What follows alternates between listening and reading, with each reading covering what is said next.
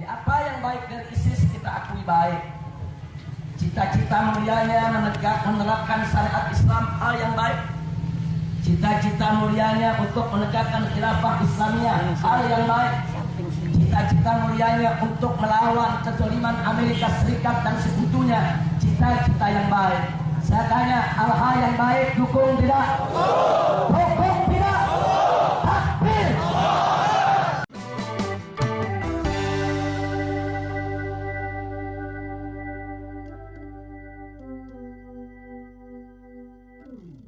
Hari-hari belakangan ini kantor Polda Metro Jaya dan Kodam Jaya di Jakarta kebanjiran karangan bunga dari masyarakat. Karangan bunga itu adalah bentuk dukungan publik atas peran TNI dan Polri menangani kelompok intoleran yang belakangan semakin marak sejak kepulangan Rizik ke Indonesia. Salah satu cara yang dilakukan adalah dengan menurunkan baliho bergambar Rizik yang beberapa bulan terakhir emang bertebaran di berbagai kota. Saya memperkirakan Jakarta adalah kota yang paling banyak baliho berwajah Rizik ini. Satpol PP yang semestinya menertibkan baliho-baliho ilegal ini kayaknya diem. Entah mereka nggak berdaya atau takut atau malah sengaja membiarkan karena perintah dari bosnya. Tapi dukungan publik pada TNI dan Polri dalam bentuk karangan bunga belakangan ini kayaknya bukan hanya karena mereka menurunkan balihonya Rizik. Dukungan itu lebih merupakan simbol atau harapan publik agar aparat lebih tegas memerangi kelompok garis keras yang mengancam kehidupan kita. Jika mereka terus dibiarkan berulah, masa depan kita yang jadi taruhannya. Baliho itu bagi saya bukan sekedar lembaran plastik bergambar wajahnya Rizik yang dipasang di berbagai sudut kota. Bukan juga soal pelanggaran lokasi penempatan dan nggak bayar pajak. Baliho Rizik adalah semacam upaya terkoordinasi untuk meningkatkan eskalasi isu di masyarakat. Kelompok yang memasangnya bermaksud menyebarkan provokasi mental ke kita. Agak sulit mencerna kayaknya berdirinya ribuan baliho itu hadir secara organik. Menurut catatan Pangdam Jaya, Majen Dudung Abdurrahman, pihaknya saja udah menertibkan 900 baliho di Jakarta. Padahal masih ada ribuan lagi yang belum dirubuhkan. Mencetak dan memasang ribuan baliho secara hampir serentak itu butuh biaya nggak kecil. Makanya orang gampang menebak di belakang pemasangan baliho itu nggak mungkin cuma sekedar baliho, seperti ada agenda yang lebih besar yang direncanakan. Sejak kepulangan Rizik, kita rasakan udara Indonesia dipenuhi dengan ujaran yang banal dan penuh kekerasan. Ucapan ngaco dan bernuansa kekerasan semakin menggema. Rizik bukan hanya fasih berteriak lonte dari atas mimbar masjid, tetapi dia juga mengancam orang dengan memenggal kepalanya. Ngeri banget kan? Sebetulnya nggak heran jika Rizik berceramah dengan meneriakan ancaman penggal kepala. Dulu ia pernah secara terang-terangan mendukung kelompok teroris seperti ISIS. Beberapa pentolan FPI juga sudah berbaiat kepada organisasi teroris yang paling brutal di dunia itu. Secara terang-terangan mereka mengaku menjadi bagian dari ISIS di Indonesia. Sekarang kita bersama-sama mengacungkan tangan untuk berbaiat kepada Khalifatul Muslimin Abu Bakar Al-Baghdadi akan dipimpin oleh Ustaz Muhammad Hasan. Saudara-saudara sekalian, pertama kita perbaharui iman kita dengan membaca syahadat asyhadu an la ilaha illallah wa asyhadu anna muhammadar rasulullah. Itu ini nahnu nubayi'u khalifatal muslimin Abu Bakril Baghdadi. Sudah jadi rahasia umum lah bagaimana perilaku ISIS di seluruh dunia. Mereka begitu bengis, biadab, dan berdarah.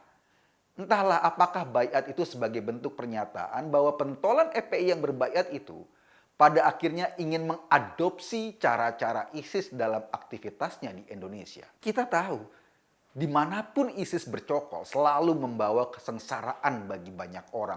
Dunia kita semakin mengerikan karena kehadiran mereka. Mereka melakukan kekejian atas nama agama. Di tangan mereka, agama menjadi sesuatu yang sangat menakutkan. Dan sepertinya dukungan FPI pada cara-cara kekerasan ala ISIS itu bukan cuma omongan. Nih, gue punya catatan. Banyak anggota dan pengurus FPI yang sudah ditangkap aparat karena keterlibatan mereka dengan jaringan terorisme. Pada 2015 misalnya, polisi menangkap seorang bernama Abu Musab, seorang aktivis FPI di Solo, karena merencanakan bom bunuh diri di Bekasi. Pada waktu yang lain, polisi juga menangkap Ahmad Basuki, anggota FPI di Cirebon, karena melakukan pengeboman di Polres Cirebon. Dalam catatan ada sekitar 37 orang yang terafiliasi dengan FPI, baik sebagai pengurus maupun anggota. Dan mereka ditangkap pihak keamanan karena keterlibatan mereka dengan aktivitas terorisme. Wajar juga jika situs tracking terorisme memasukkan FPI sebagai organisasi teroris lokal yang menganut paham kekerasan di Indonesia. Bahkan platform media sosial seperti Facebook, Instagram, atau Twitter sangat sensitif terhadap konten mengenai FPI ini. Twitter belum lama misalnya menghapus akun resmi FPI. Kalau di FB atau di IG, kayaknya udah lama. Lu posting soal yang ada soal nuansa FPI-nya, pasti akan di take down sama platform itu. Sebetulnya ini juga bersesuaian dengan ADART FPI yang isinya bercita-cita menegakkan atau mendirikan negara berdasarkan khilafah Islamiyah. Hampir semua organisasi teroris tujuannya itu yaitu mau mendirikan pemerintahan berbasis agama dengan cara kekerasan. FPI sendiri kekeh nggak mau mengubah ADART-nya. Bahkan ketika mereka meminta surat perpanjangan sebagai ormas dari pemerintah. Karena mereka nggak mau mengubah, ya pemerintah akhirnya nggak mau mengeluarkan surat perpanjangan sebagai ormas. Karena itu jelas-jelas melanggar Undang-Undang Dasar dan Pancasila.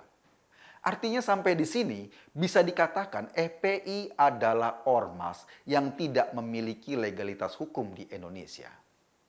Nah, ketika TNI, Polri itu merubuhkan baliho-baliho nggak jelas itu, ya kita harus mengapresiasi kerja mereka. Sebab baliho-baliho itu sekali lagi bukan sekedar barang cetakan bergambar poster hijik. Di belakang baliho itu ada banyak agenda tersembunyi yang membahayakan masa depan Indonesia. Ada yang kritik, wah ini kan bukan tugas TNI kan bertempur. Ya nggak gitu juga. Kalau kita mengapresiasi kerja TNI untuk membantu bencana, padahal sudah ada BNPB, kita juga mengapresiasi kerja TNI untuk ikut mencetak ribuan hektar tanah menjadi lahan pertanian. Padahal sudah ada Menteri Pertanian.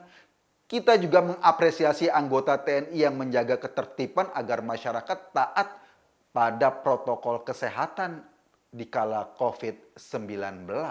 Artinya apa? Artinya sebagai organ resmi negara, TNI wajib menegakkan atau menjalankan aturan-aturan yang ada.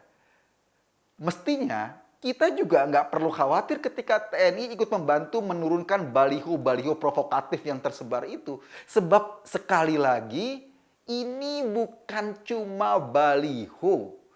Di belakang baliho itu ada semangat dan rencana busuk yang bermain untuk meluluhlantakkan Indonesia. Kita wajib berterima kasih kepada TNI dan Polri. Di pundak mereka lah kita titipkan keamanan negeri ini dari para perusuh. Jadi ratusan karangan bunga yang dikirim belakangan ini ke kantor TNI dan Polri itu menjadi bukti bahwa tingginya harapan masyarakat pada mereka.